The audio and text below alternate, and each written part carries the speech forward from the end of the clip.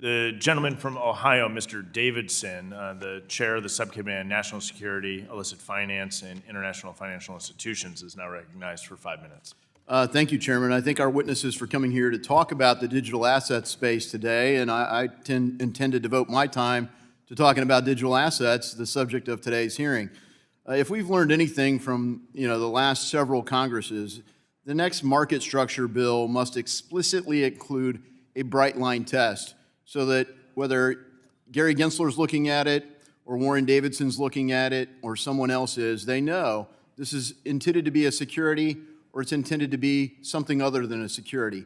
And the FIT 21 Act did do that, but I hope it does a little more than that, because some things we intend to tokenize securities, and we need to give a path for the SEC to do that and provide guidance for how to tokenize a security. Some things will be intended to be tokenized commodities, and we need to provide that guidance. And the last bill went a long ways to doing that.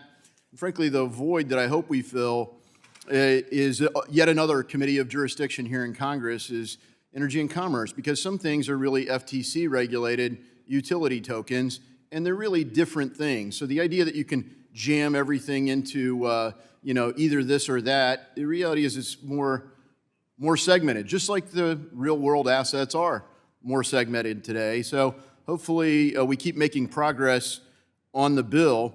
But I wanted to talk first about one of the most essential things to the entire industry, whether it's meant to be a means of payment, like our stablecoin bill, or these other tokens that are out there in the market. Self-custody is incredibly important.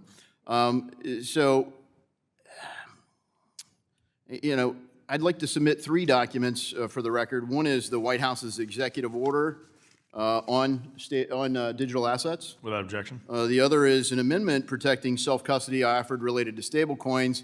And of course, this relates to stablecoins, but I'm going to talk about why similar language is essential for market structure.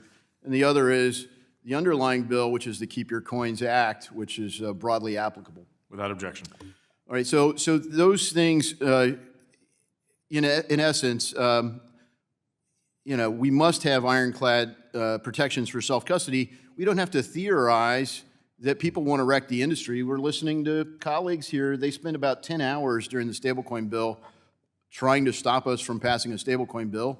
The ranking member opened up basically with Elizabeth Warren's anti-crypto army rants about the sector. And we know that regulator after regulator, as recently as January, tried to make self-custody nearly illegal, like the CFPB's self-custody rule. So, Mr.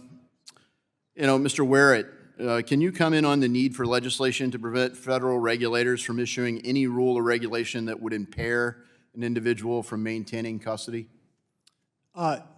Yes, thank you for your question. Self-custody is at the core of decentralized finance. It's at the core of decentralized blockchains, and custodying one's assets is also a core principle of our Constitution, to control and own your property and to not be deprived of life, liberty, or property. Impairing, as you asked, someone's right to own and send their own asset. Digital assets are, at their base form, are not commodities or securities. Both the commodities and securities laws have, frameworks that explain what it takes to make an asset into one of those other categories. But absent that, they are just property. They're just assets.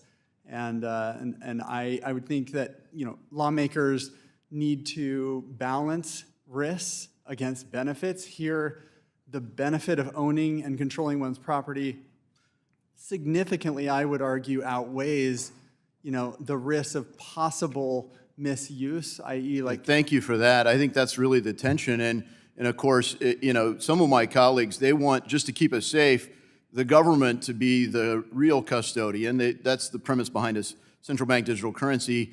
And everything about transactions becomes permissioned. And kind of their check down position is, well, we'll use a third-party institution, and the future they promise is a account-based crypto. So that's the law. If we don't take action, and we don't overtly protect self-custody, regulators in some future regulatory environment will infringe upon it. And that's where the word impair is so important versus restrict. If it just says they shall not restrict it, they can put every condition in the world on it, which effectively bans it. And that's what a lot of these folks seek. We have to win this fight. I yield back. Gentleman,